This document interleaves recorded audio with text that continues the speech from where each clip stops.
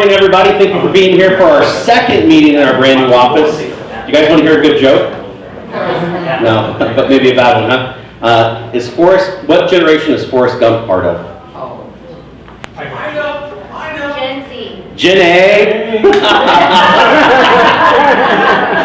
I heard that on my way to work. Anyway, so thank you guys so much for being here. A couple of announcements going forward in our sales meetings for the week. Next week here in the office, we will have Tiffany Banks, our Nevada Realtors attorney, to share with us kind of the potpourri of all of the legal issues that are coming up in our marketplace and some of the cases that they've heard over last year. So look forward to that meeting next week.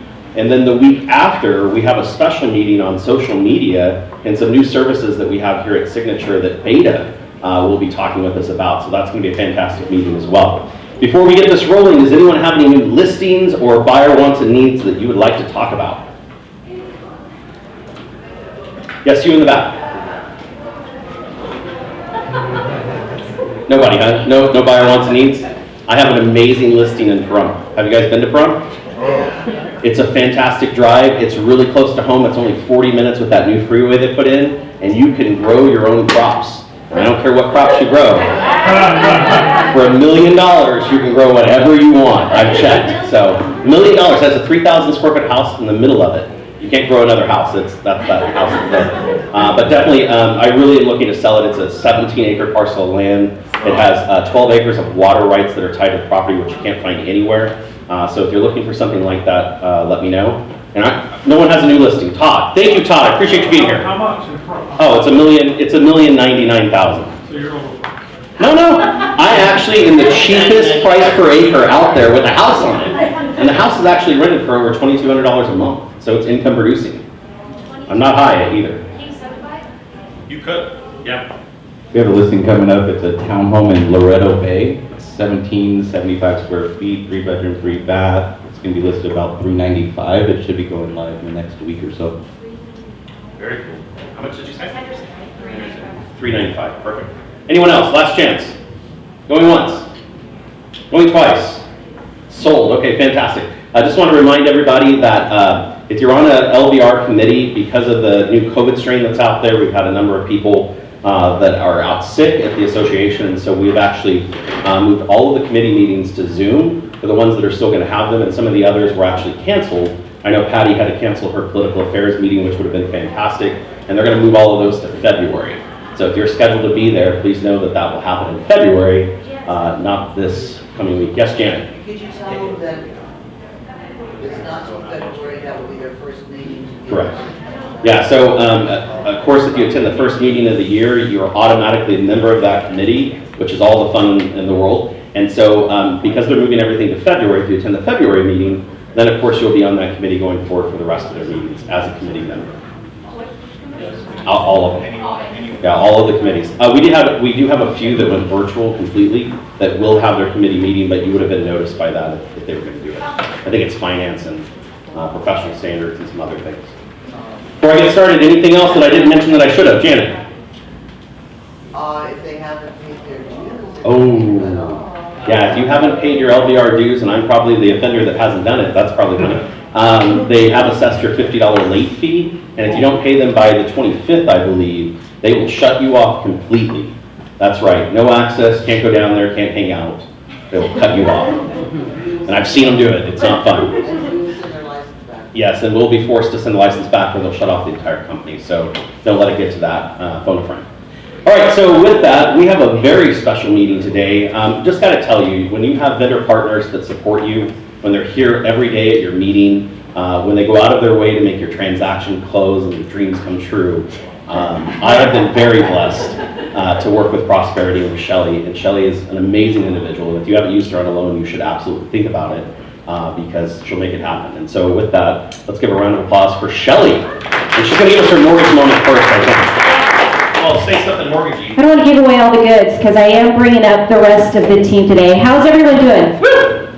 That's it. Happy Tuesday. So I was told by one of our fearless leaders that sometimes I have a little high energy that at 9:30 in the morning might be too much for everybody. So this morning I did not have coffee. So let me know if I happen to talk a little too fast because that would be the green tea that is speaking. So I have a great privilege of inviting, obviously Prosperity Lending is one of your great partners in success, and obviously we talk a lot about the different things that we have provided, like breakfast. How was breakfast for everyone? Great. Delicious. We do the leaders luncheons, we help to support that. We're always here to help you guys grow your business. I'm gonna bring up 3 individuals who are part of the Prosperity Lending Posse, as I call it. We're going to have another opportunity in the near future to bring up the others. There are actually 8 of us that actually help to support you. I'm going to bring up Tony first because Tony is the OG of Prosperity Lending. We inherited him because he was here with the previous lender. We're grateful we had the opportunity to inherit him. So please welcome Tony. Asquith here. And then I call her my partner in crime. It's Myra Talley, who, when we first met with Brandon in March, she came and actually we did the sit down with all the brokers and we made that decision that we were going to have this partnership. This was March of 2016. So we've been partners with you guys for a very long time. Just so you know, we've always been huge St. Patrick's Day celebrators. How many of you love St. Patty's Day and the green beer? You know, because we had the meeting the very next morning, that was the first and last St. Patty's Day for us, because we wanted to make sure that we were sober for our meeting that day. So please welcome Myra Talley. Okay, and last but not least, we have Mr. Jason Mavora, who has joined the team. It's been a year, right? Almost a year that he's been with us. You've seen him floating around in the Sunset office. He'll be here also with our cubicle here in the Spanish Ridge office. But Jason came to us a year ago, working also within a real estate company, other real estate companies. He's very versed in partnerships with real estate companies and our realtors. And so please welcome Jason Mavora. Okay, so we're gonna open up questions at the very end. You guys okay? Okay, I actually prepared them for a list of questions because I want to make sure that we keep this to an hour meeting, right? Okay, so first, give us, I'm going to start with you, Tony. Actually, I'm going to start with Myra, ladies first. Is that okay? So Tony, you could go, sir. I'm just kidding. Just kidding. All right, so Myra, tell us a little bit about yourself, how you got into the industry, when you came to Las Vegas.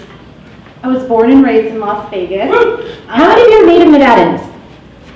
Wow, there's a small few, minority, okay. So again, born and raised in Las Vegas. My dad's a bartender, my mom's a blackjack dealer. So typical Vegas family. When I started working, I actually started working in the hotel industry, and I did hotel management for like Mandalay Bay, Sahara, which is actually where I met my husband. Tell us about that story. Yeah, but I always knew that I wanted to help people get homes. I didn't know what it entailed. I liked working with numbers, and I said that's what I want to do. And just one day it just happened, and that's 8-9 years ago now. So. Wonderful. So you've been in Las Vegas. How long have you been? 8-9 years ago you started with us, right? Yes, I was at First Cal. Yeah, awesome. Wonderful. All right, Mr. Tony, OGD. Are those the notes for his answer? I don't know. He asked if he could text it back to me. I said no. These are the notes you gave me. What are you talking about? Good morning, everybody. I had a business colleague when I lived up in the Pacific Northwest. He told me he was moving to Vegas to open his mortgage brokerage. This was back in the day when things were going pretty crazy down here. He asked me to join him. I decided to move to Vegas. That was in 2004, so 18 years ago now. Hard to believe. I got my license and went from there. So to sum it up, I decided to swap the rain of England for the rain of the Northwest and decided it was time to dry out and get some sun. So that's why. Awesome. Thank you, Tony. Okay, Jason. Yeah, mine was a little interesting. I was a political science major in college, and I was working for a political campaign. And right when I was ready to graduate, the job that I was offered on the political campaign was another internship, basically. And I was pretty much broke at that point. I had a fraternity brother that said, hey, we're doing all the different interviews. Why don't you interview with my boss as a practice one for a different position? And they ended up offering me the job. It was my first one at Wells Fargo Financial. And that was about 22 years ago, and I've been doing mortgage ever since. So I kind of fell into it, and it worked out really well. And Still doing it now. Still failing forward, not fell into it. All right, and so what would you say has been your biggest success in your 22 years? Honestly, it's just working pipeline. Like, I stopped going, trying to cultivate tons of relationships and try to go deep with relationships, I'd say. It's once I learned to listen more than talk, once I learned to get to know the person that I'm working with on a personal level versus just another client, my business took off. And I'm happy where my business has pretty much grown just about every year. I went from loan officer to management to upper management and back to loan officer. I have 2 small children. I have a 6-year-old and a 3-year-old, so I didn't want to do the upper management anymore. And I've gone back to being loan officer now for about the last 2 years, and that was probably the best decision I ever made. Awesome. How many of you guys can relate to that? Relationship versus transactions and watching your business grow? How about you, Myra? What was it? What's been your number one success? Sorry, that one was not on the... I would say is just believing in myself. So when I first started, I started as a loan officer assistant because I knew nothing about the business. But I'm the type of person that has to know in detail what she's doing other than I can't just fake it to make it. So being a loan officer assistant and going through so many transactions with the loan officers that I work with gave me the opportunity to learn so much, go through so many things that I wouldn't have done on my own. So starting to believe in myself, and then all of a sudden, went from, my goal was to do 1 loan per month at one point to, I think at 1 month I did over 13 or 14 loans at over $3 million. And, just, again, it just all came from believing in myself and knowing that it's possible to do it. Awesome. Tony? I like to think I'm a good communicator. I know we've talked before about over-communicating rather than under-communicating. And I know one of the bugbears that agents have is that LOs don't necessarily follow up. So I like to keep up with agents as to the status on any particular, whether it's an ongoing transaction or a new lead. If you're not careful, things fall through the gaps, miscommunication, whatever it might be. So I like to think that I'm a good communicator. Awesome. So what I heard was relationship versus transactions, believe in yourself, and be a good communicator makes you a top person in the industry. All right, so speaking of your agents, Tony, what's the number one question that you get from your agents? When's this going to close? Where's my loan docs? All of the above. I mean, obviously, every transaction is different, every agent's different, and I believe that some agents are a more natural partner, they're a more natural fit than others, bearing in mind experience, background, etc., etc.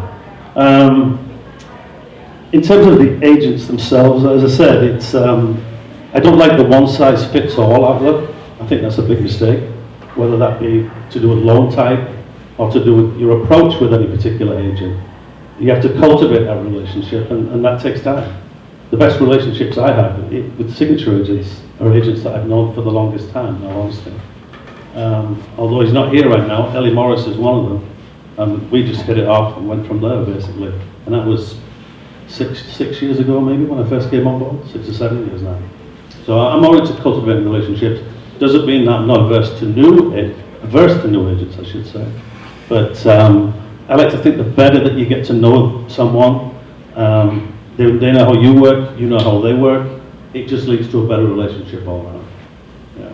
And just to touch on that, that's the reason why there are 8 of us who are here to support you at Writing. So these 3, we have Gabby, we have Miriam, Bev, David, myself, inclusive of that. And so know that one of us may not be the right fit, but hopefully one of us is the right fit. I may not be the right fit, but hopefully one of us is the right fit. I think I said that right. So that is why we are here, solely for your support. We're always in the offices, we're here as your partner, and really part of the family, I would look at it. So Myra, what's your number one question your agents may ask, maybe the front row? I don't think there's like a number one question that they ask. I think it's truly just knowing that they have a resource to, if something does come up, just call and text me. Even if I'm not part of the transaction, if the buyer already has another lender, I'm still going to be here to answer whatever question comes up for you guys. So I don't think it's like one question specifically, besides what are the rates like, you know, but. Yeah. that's So you get pretty much that. it. What are the rates? Awesome. Yeah, I'd echo pretty much what they said. I mean, there's 3 standard questions. When's the appraisal getting back? When are docs getting to title? And when does this fund? Nobody asked you if they're pre-qualified? I always Oh, get they're that pre-qualified, question. well. Can they go buy a house yet? Yeah. How about now? How about That now? would be fair. How about, yeah, well, so you guys touched a little bit on rates.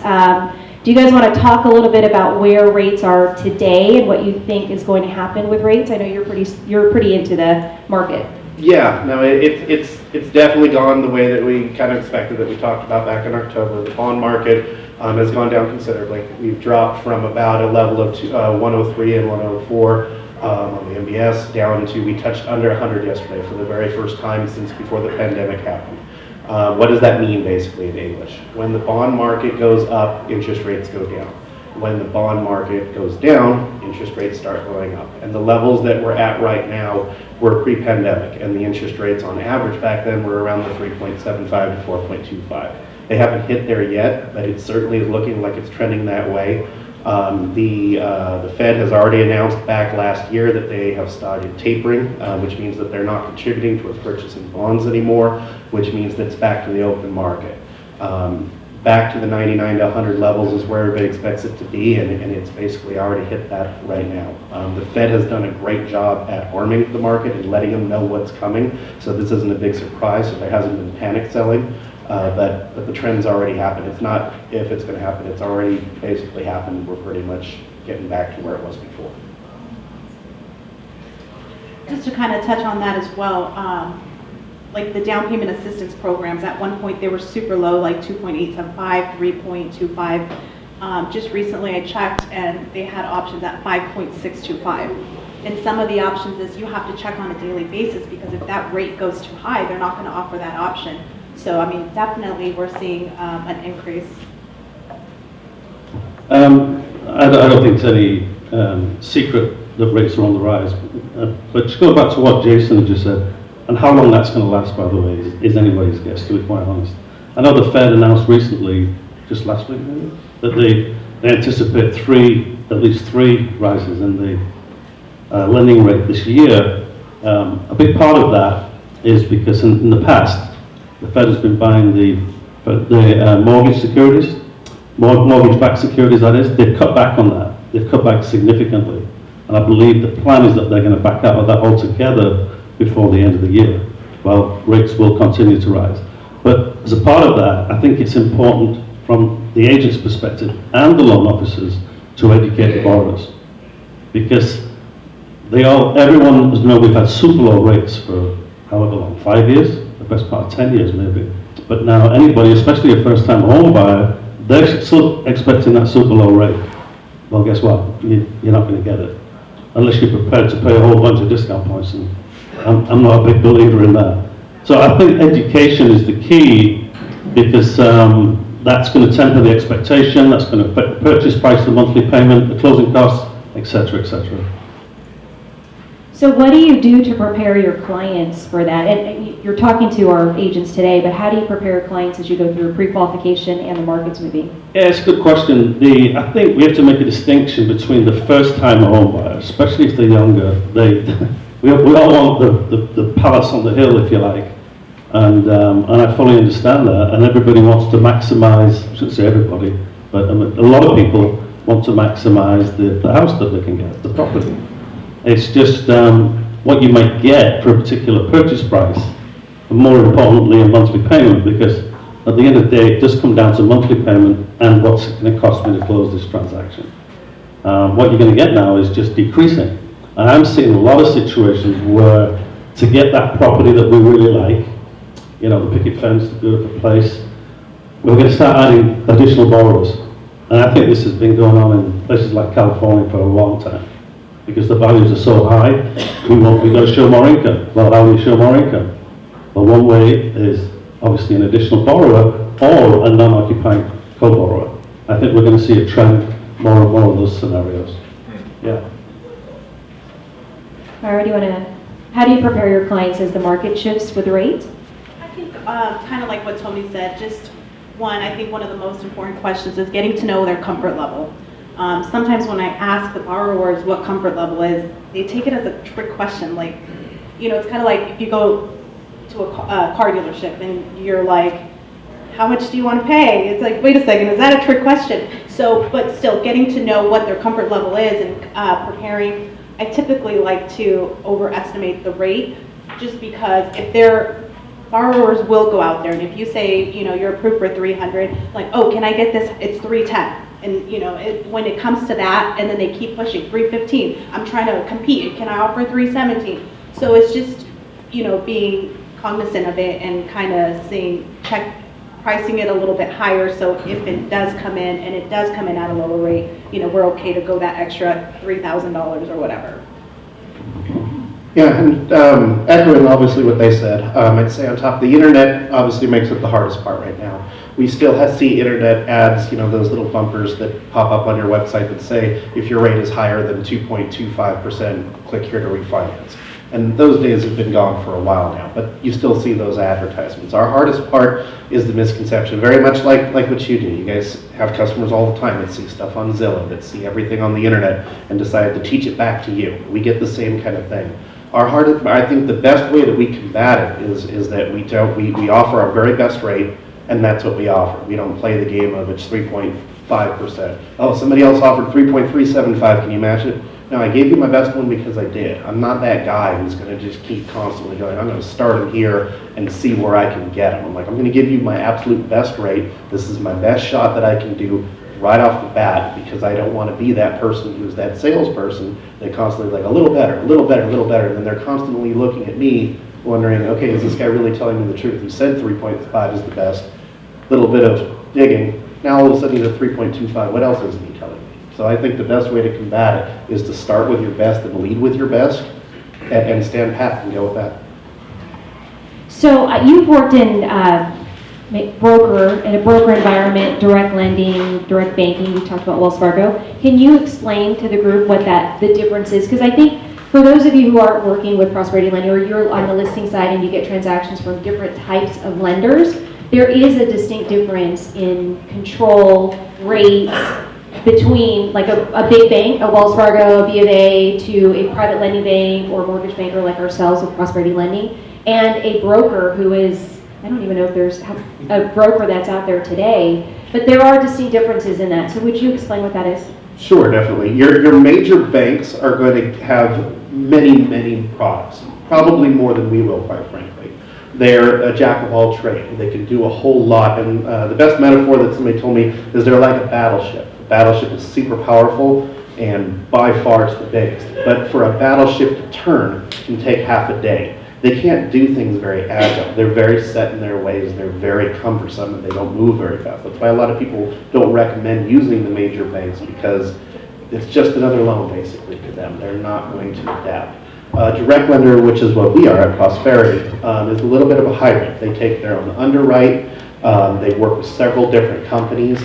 But instead of like what a broker will have to do, where they have to go out and get the underwriting from the other company and work with their people, a direct lender works with their own people. They've been assigned and they've been licensed to make their own decisions, and they'll buy their paper, so to speak, from there. So there's an advantage, because a direct lender can lock immediately. A direct lender can ask for a rush. A direct lender can push a file forward, where a broker, it's just another file. If we broker to UWM and we're working with a UWM underwriter and we say this thing has to finish on the 9th, UWM doesn't care. If it does, great. If it doesn't, it's no skin off their back. They're a national company. They can yell and scream forever, but there's nobody that they can push. We're like, if you work with a direct lender, we contact Shelly and we say, hey, it's the 9th, it's signature, we need to get this done. Shelly talks to the right people. Next thing you know, that file is the next one looked at versus just the normal queue. So at direct lending, we have a lot more control of the file, and we can make things happen. Like, I'm sure everybody in here has a story about when it looked hope was lost and Shelly was able to dig it out. That's because she's got her people working on it, versus a broker that it's just another file to those people there.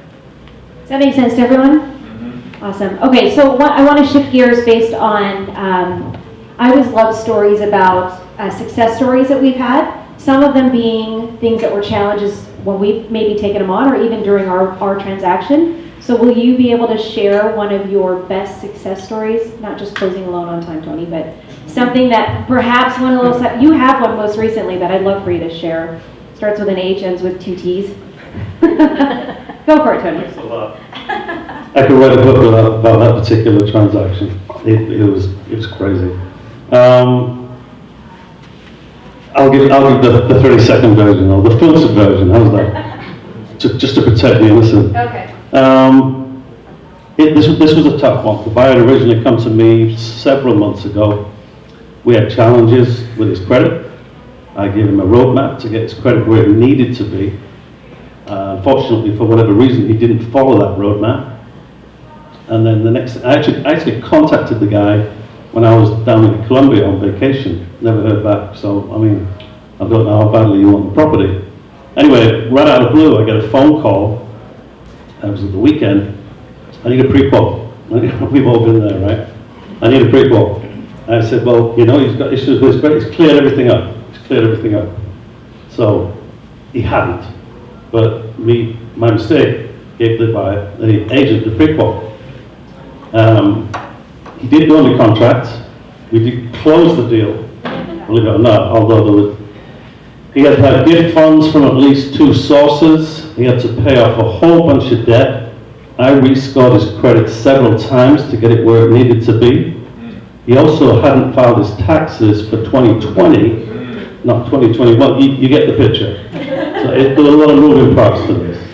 But the main thing was that it got done, and it was quite satisfying. And I have to thank, you know, our ops team. They were brilliant on this. They really were. So that started off with a rescore. Then we found out he needed additional funds to pay off debts, right? And then we found out he was a business owner. He had to file his tax returns. We thought he was a business owner. It turned out he wasn't. He wasn't. It was a C corp, I think. Yeah. S corp or C corp. There was so many moving parts to this. It's not even. But we made it. We made it. Yeah. I have one other, if I can, real quick. Sure. This is from a few years back, and it actually involved a signature agent. We're at the closing table, and the buyer all along maintained that she was single. She was single. Well, guess what? She wasn't. She had an estranged husband in Hawaii. Different zip codes. That Yeah. doesn't count. Estranged, you gotta watch for those Hawaiians, you know.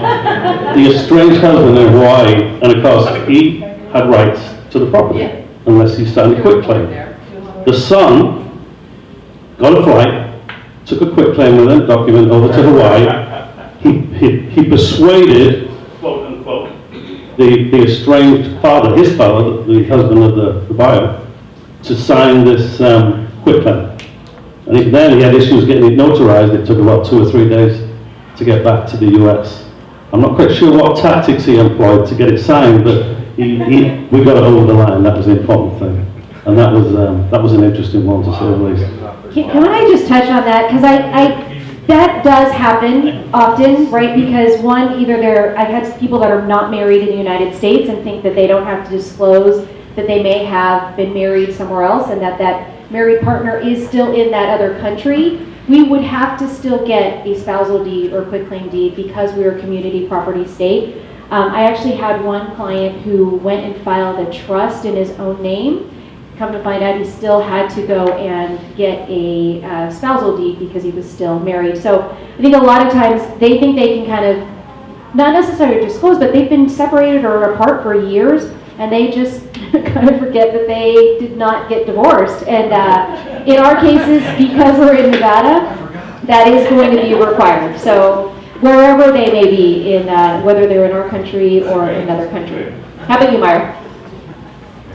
Success story, I would say, I did a loan for a lawyer here who was selling his house, buying a new house. So the way that lawyers collect their money is they put it into like an IALTA account. From that IALTA account, once they give the service, it gets transferred to their business account.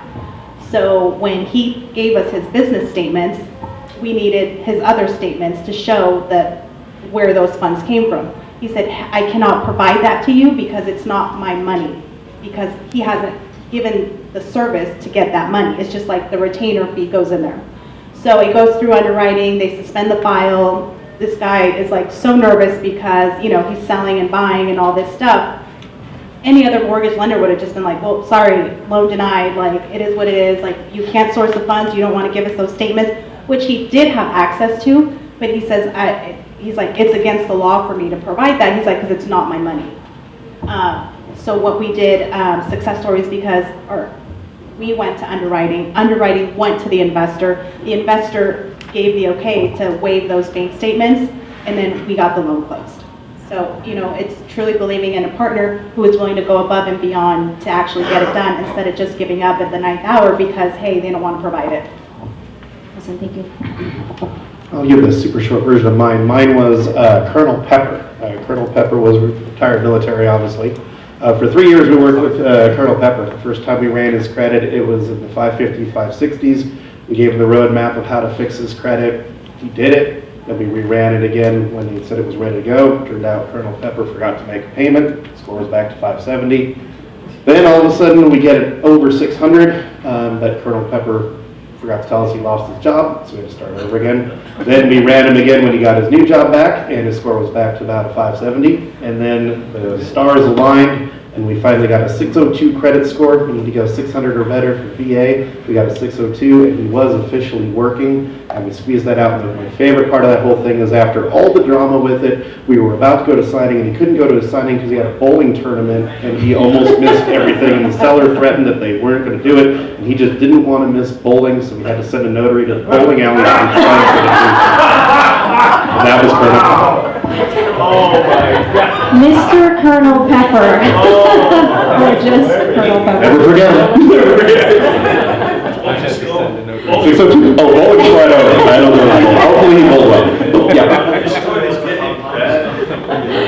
All right, so since you talked about rates, or credit, sorry, since you talked about credit, tell me how you work through clients who have the challenge credit. Like, how did you work to rescore? Talk about that. We have a system, it's not unique to Prosperity, but we're one of the few that work it like crazy, where we have a credit simulator. It's extremely simple. If you haven't seen this before, I recommend whoever you're working with Prosperity, pair up with that person and just kind of sit face to face. If I tell it to you, it's not going to make much sense. If you see it, you're going to see how incredibly simple it is. It's literally, we have all their stuff on their credit, and we can just play with it. If they have a Discover card for $1,000, we can make that $100, and it'll tell us what our new score is. The biggest thing for credit people that have the challenge credit that we need to raise is speed is of the essence. And most of the time, people with bad credit, they don't work very fast, so it can be very difficult. But like we talked about with Colonel Pepper, is that if stuff starts changing every single day, that algorithm changes. So if there's nothing to change, we're good. Nothing to change, we're good. If we get to day 3, something changed, now all of a sudden that score is different. So the biggest thing is let us run the credit. I call it get on the scale for people that are a little bit heavier. They meet with a personal trainer. The first thing that trainer does is they make them get on the scale. And you say, well, I know I'm fat. I already know that. I got the head on. They're like, no, we need to see how fat. We need to see what you weigh and then get it down, basically. It's the same thing on the credit score. I know my credit's bad. Okay, we need to see how bad so that we know what we need to do. If it's extreme, if they've got like a 520 credit score and they haven't paid a bill in their life, then we have something called Continental Credit. They're not affiliated with Prosperity. They charge their own fees, but they've done a very good job, and that's when they need more professional help. We can kind of do the amateur help, and we know how to handle that part when it's like, wow, they haven't paid a bill since 1974. That's when we refer them over, basically. What's been your success with the simulator? Has it been like a 100% pull through or 90% or? Well, it's that whole, everybody saw Anchorman, it's that whole 60% of the time it works every time. It's basically that. And what I mean by that is that if you follow the simulator and it's done pop, it's going to work 100% of the time.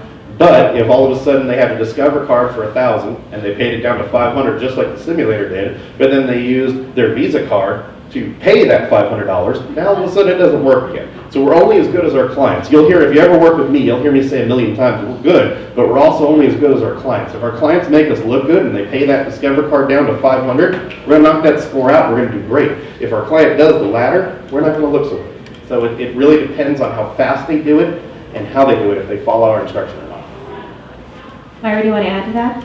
I would say the only other thing is just sometimes somebody has bad credit. It's not only just because they missed the payment. People literally just do not know about credit. You'd be surprised to hear that people don't know that they're not supposed to max out their credit cards. They're like, wait, what? That's what it's for. It's not. So it's kind of guiding them. And then sometimes people, they're like, I just pay cash. I don't use credit cards. Like, that's really bad. Well, then you're not going to establish credit. So kind of letting them know that when you make your monthly payments, you're establishing like credit worthiness. So if you don't have on-time payments, you know, it's never going to work. So it's just kind of counseling them and teaching them stuff that you might think is common knowledge, but it's really hard to some people. I have a couple of success stories actually utilizing the same that Jason just described, the what if simulator. There's also a lending hand that I use quite extensively. It's also through Credit Plus. It's another service. I had a client and her score literally went up 60 points in a month, believe it or not. And we got a loan done. She got down payment assistance as well, and she was over the moon. Came to me in February, we got her pre-qualified by March. April, she got the keys. I also have one right now that's actually under contract, and her score went up 40 points. I know there's a perception out there that, oh, if I make this adjustment to my credit, it's going to take 30 to 45 days to show up. No, that's not the case. Because of the rescore tool, we can make that happen in a few business days. But going back to Jason's point as well, if they follow the script, they will get there. They will get there. And I can usually tell pretty quickly whether or not someone's going to follow the script. How quickly do they get docs to me? How responsive are they to emails, phone calls, etc., etc. We've all been there. But what you're going to find, and I'm sure you find this every day of the week, there's two reasons why borrowers will tell you that they can't buy. Credit is no good, and the other one is, I don't have funds to close, or down payment. Well, of course, the tools that we're describing address the credit issues, and it does work, without a doubt. And then obviously, programs such as the down payment assistance will get them over the line if funds are required. And those are the two main objections that you're going to see. So if you have clients today that you know or are telling you that they have some credit challenges, I would say reach out to us because we can take them through this same process, right? And a lot of it is the education. If it really is something that they want to do, it's totally different than them seeing it on their credit app that they get from Credit Karma or myfico.com, because the end result is going to be that they want to get a mortgage, right? And so in order for us to help them with that, they need to pull a mortgage credit. Our credit is good for 120 days. So even in that time frame, if it doesn't happen that soon, we can do a refresh on it. But the best way for us to help your clients is to do a mortgage credit so that we're working with apples to apples, right? Not off of their simulator versus our simulator, so to speak. And so also be encouraged to know that you've heard success stories here that we're able to get your clients, if their credit scores improved, to qualify for a program or a specific program. So speaking of the specific programs, I'm going to go into our loan programs. I think of you a lot as our down payment assistance. It used to be Myra, but now Myra is called the $1 Million Myra because she likes to do $1 million loans. But Tony, tell us a little bit about the down payment assistance program. I like $1 million loans as well. Sorry. 2 or 5 million is even better. Well, I think we've all had experience at the DPA programs, and there's several of them out there. The most popular one that we all know is through Nevada Housing. But Nevada Partners is also very popular. I'm actually qualifying a borrower right now who works in the bartending industry, and they have a great program. A 3-to-1 dollar match, I believe. 3 to 1 on conventional loans. They will put a 3 to the borrower's loan. That's pretty cool. Nevada Rural, as we all know, is also out there. Although you have to buy in specific zip codes and specific areas. That one's a little more complex. But I always tell borrowers, if you have the funds and you don't need the DPA, it's not my advice to do it, because there are fees that come along with that. There are also things such as you have to stay in the loan for at least 3 years. Otherwise, you end up repaying part, or sometimes a significant part, but at least part of the DPA if you would refinance or sell the property. Okay? Perfect. Then I'm going to send it to, $1 Million Myra. So talk a little bit about our jumbo loans, because I know you've done a few of them for us. They're very unique, I guess. They always give me heart attacks, but because a lot of these people who are buying these $1 million loans, they're self-employed, you know, you need to get the business returns, you need to get their bank statements and all of that stuff. But, I mean, it's not very much different than a traditional loan. Interest rates are very similar. I mean, aside from just the documentation to go through it, it's the same thing, to be honest. Down payment is, It's 10%, right? Or is it, yeah. the new conforming loan limits, which Brandon has, the conforming loan limit is 647. 647,200. 647,200. So anything over that amount on a loan amount is considered non-conforming or jumbo. And some lenders actually do not do jumbo financing, or if they do, they actually have to have the file underwritten by this specific investor. We are fortunate that we can actually have our underwriters underwrite them directly, which just makes it a little bit faster through the process, and you don't have to go through that additional review of a secondary underwriting. All right, I'm going to pass it over to Jason. So Jason, you've done a few doctor programs. Do you want to talk about that, or do you want to? Yeah, I know sure. recently you've done some of the bank statement programs also. Not as much bank statement. We actually did stated Stated, income. yeah. That was a little bit different. The bank statement one's not my favorite. That's for sure. The bank statement one can be quite cumbersome and interesting. The doctor loan, talk about for sure. The doctor loan is super cool. If you know any doctors that are out there, they have 95% financing with no mortgage insurance. The biggest kicker for this one as well is that student loans oftentimes will get in the way of a doctor loan. A lot of times doctors, especially ones that are right out of school, make great income, but they've got massive student loan debt. And the first thing they're going to say is, well, it's all deferred, I don't pay. Well, normal conforming loans will still hit about half percentage point of what they owe. So let's say a doctor owes $300,000 in student loans. They're hitting that doctor with a fictitious payment of $1,500 a month that they're actually not making. The doctor loan doesn't do that. The doctor loan literally waives the student loan. So the person that wasn't qualified before, or maybe you had a great doctor that can only qualify for $250,000 home, now maybe they get a $650,000 home because they don't have $1,500 in fictitious payment. So the doctor loan is very strong.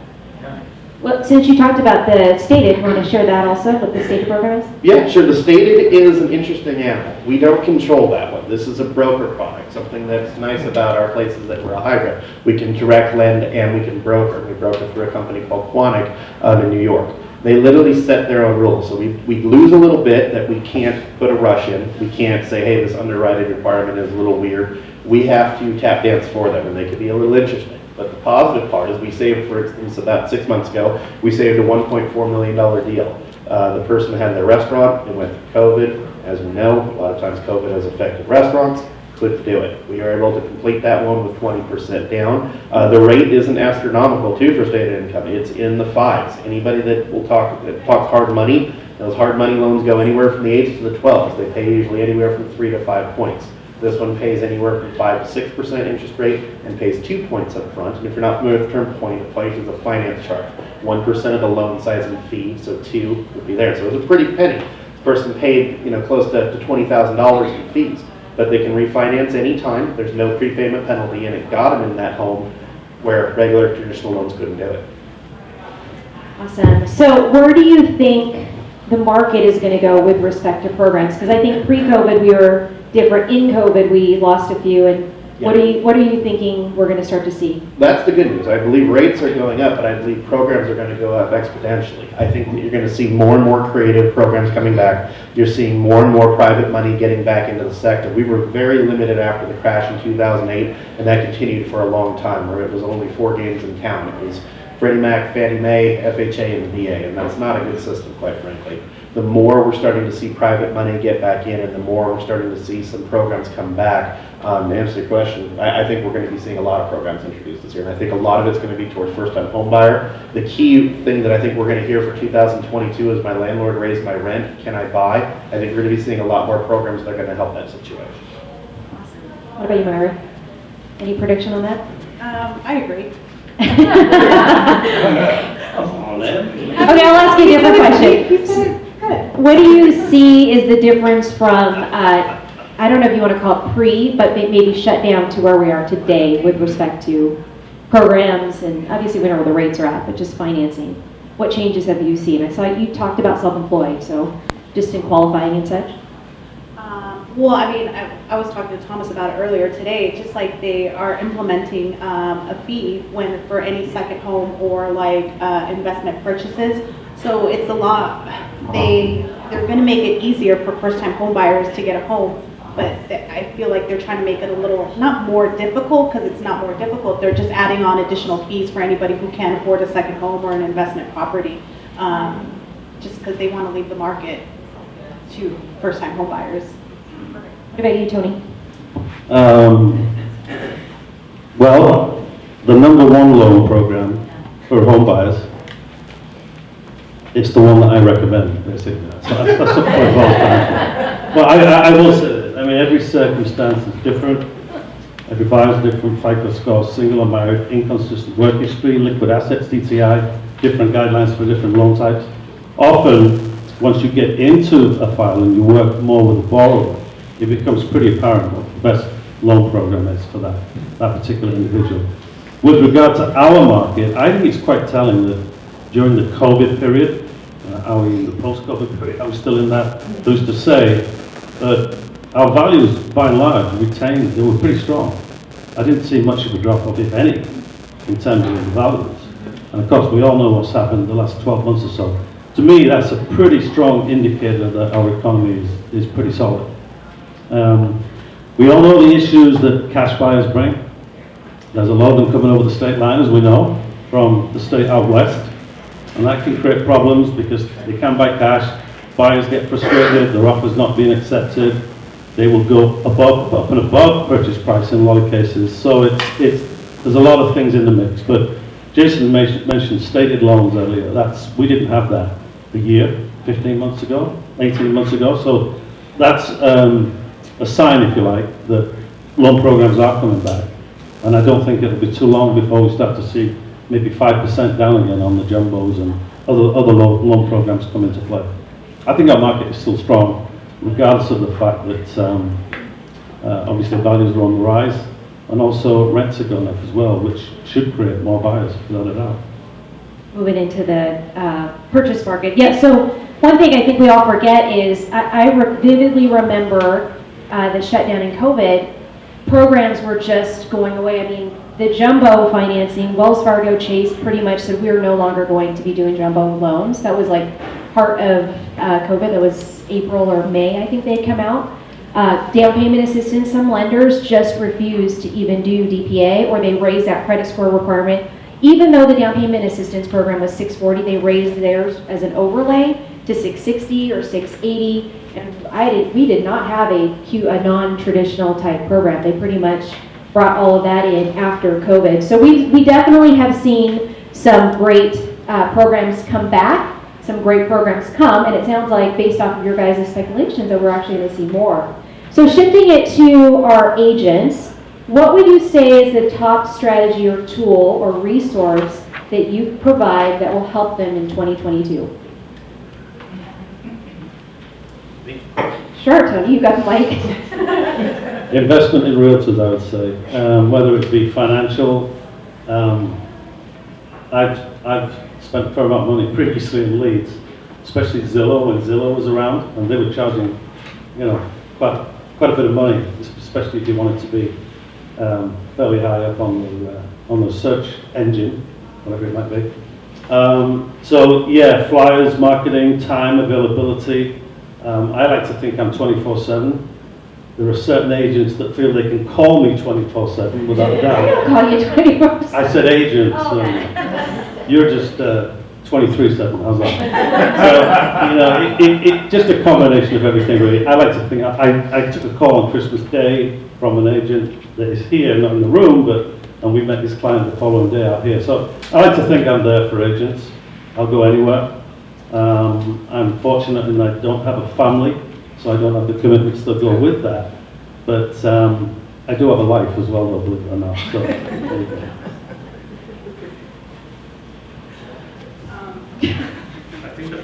What do you do, Tony? Yes, right. Yeah, go forward with Dr. Pepper. Okay, mine are a little different. Mine, I call them the 5, 6s, and 7s. It's a little weird. Who's had a coffee date with a mortgage person who's tried to recruit them. I'm guessing pretty much everybody. So the reason why I call these 5, 6, or 7, because 1 through 4 is what everybody says. 1 is, I'm going to call you back. That's number 1. Number 2 is we've got the greatest program in the world. It's called the Maui Wowie Zowie, and nobody else has it but us. I assure you we do. Everybody has it. Number 3 is we have the lowest rates, and our rates are unbelievable. Your clients are just the lowest. And number 4 is we close every loan in 3 days or less. And you're never going to have a thing go late with us because we're so fast. Everybody heard those lines before? Right. That's what everybody says, basically. So those are the 4 things that don't make us different, because everybody's saying the exact same thing. What are the 5, 6, and the 7? So that's what we get from you, basically, is what makes us different than what everybody else is saying. Stuff like we have a marketing person. I don't know if you've met Angelique. She just recently gave birth about a month ago to a beautiful baby boy. She works on our social media. She helps with our flyers. She does different things and stuff that most people, at least my age, I'm 43, I do social media and I hate social media. We have a nice millennial that does it for me. Stuff like that are a little different, basically. What we try to do is a little bit of the outside-the-box approach, and we'd like to get your input with that as well, so that we know what we're doing. Instead of just anticipating and saying, we know what you're going to want to do, that's BS and you know it. You guys have each got something special that you're doing for your business that's a little bit unique. That's what makes you who you are. We want to be a part of that. We want to help contribute and enhance what you're doing versus just telling you what we're doing to help you. So we have a little bit of ours, and we hope to get a little bit of yours. Wait, was that 5, 6, and 7? Well, 5, 6, and 7 are always different. That's I got it. whatever they're, exactly, they're always different. 1 through 4 are always the same. Yeah, I think it kind of goes back to every agent has different expectations and different wants. What one might want, the other one might want something different. So I think it's just being open to it and kind of getting to know what their needs are and what their wants and what they're wanting from you as a lender partner, and then just working from there. Yeah. A lot of you may not be aware, but Prosperity Lending, we are partnered, or a subsidiary, am I right to say, with All Western Mortgage. And that is a resource for us in that All Western, I was licensed there previously, so I had first-hand experience before we went back there. But we have access to whatever their marketing materials are. And it brings us different tools that might not be available, wouldn't be available if we were a standalone company.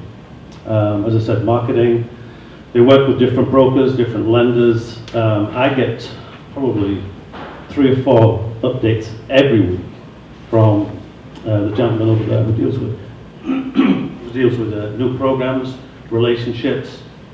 So it's like this industry, like any industry, it's constantly evolving. But because of the status and the stature of All Western, we definitely benefit by being a part of their group. Yeah. I'll throw out also, we do have a private lending division, so a lot of you ask, or some of you have asked as far as hard money lending. We do have a resource for that as well. So it's usually about a 30% down payment. Rates, I don't know where rates are today, where they were prior to this increase. They were between 7 to 9% FICO driven. And then there may be some points attached to that. I know it sounds startling just based off that, but most of your hard money lending, from what I've seen, is like in the 10-12% interest rate. And it's really just a quick close. We actually had a buyer who had to partake in that because the timing on the closing didn't happen fast enough for them, so they had to buy the home before their contingent home sold. And so they took advantage of the hard money loan. They closed on that house, they sold their other home. We did a cash out refinance to basically cash them out and put them into a traditional type financing. But those are the benefits of a hard money or private money lending. Know that that's a resource for you. It may not be something that you're going to keep forever. That's usually the incentive and goal, is to get you into a traditional program. But we do have that as an option.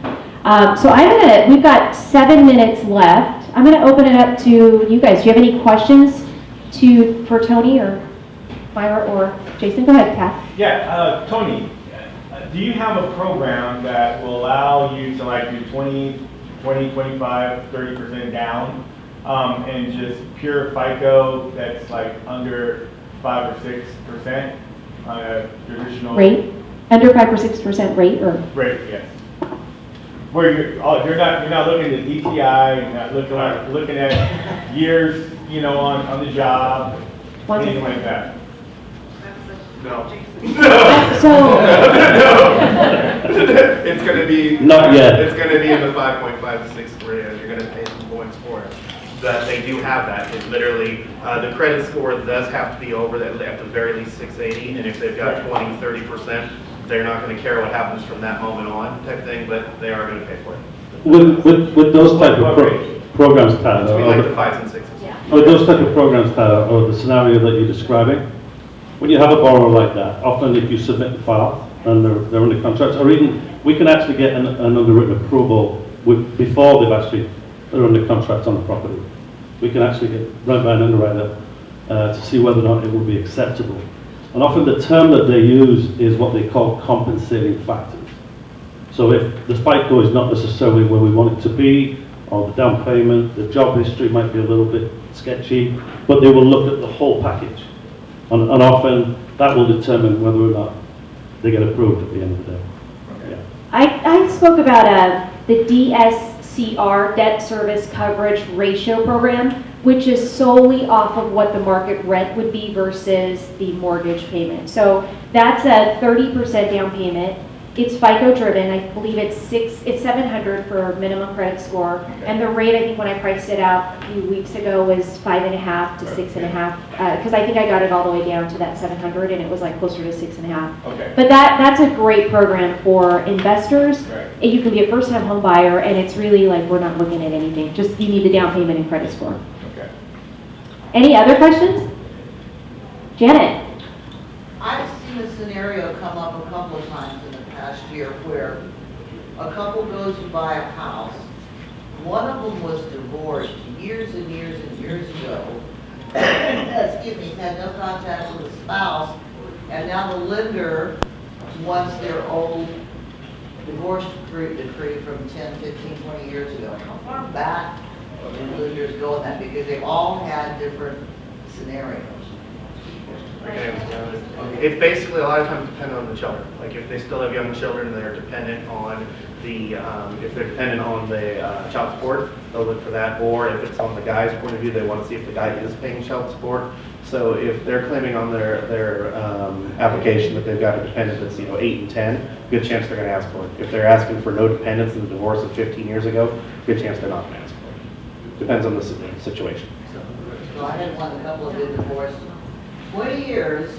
He hadn't talked to his wife in over 20 years, and he was remarried for the 15 years. They wouldn't let alone until he got a copy of the divorce. It is underwriter discretion. It just depends. It's like everything in this world. If we get an underwriter with common sense, then we're probably going to be okay. If we get an underwriter with not so much, it could be an adventure.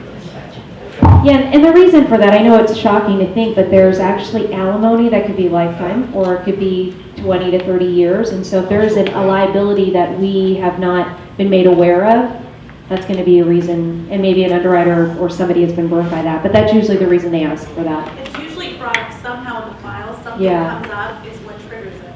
Yeah. I have 3. You have 3 divorces or 3 children that you pay child support? All right, any other questions for me? Yeah, Ted. On the jumbo loan, I missed it.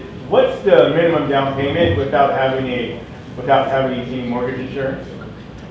It's 20%, but minimum down payment is 10%, but you would still have mortgage insurance. Okay.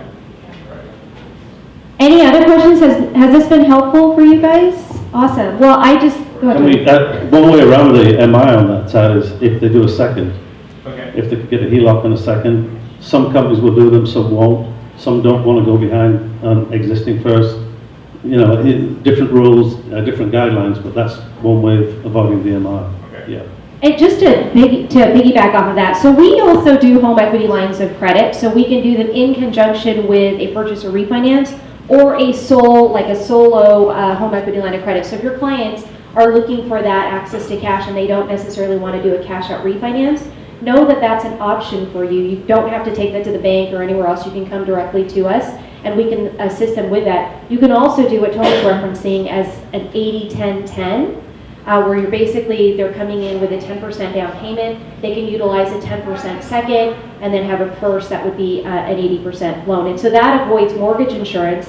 That could also help bridge the gap on the like getting into the jumbo world where you're right on the cusp of that, but that helps as well to avoid the mortgage insurance. I'm actually seeing, I'm sure we all are.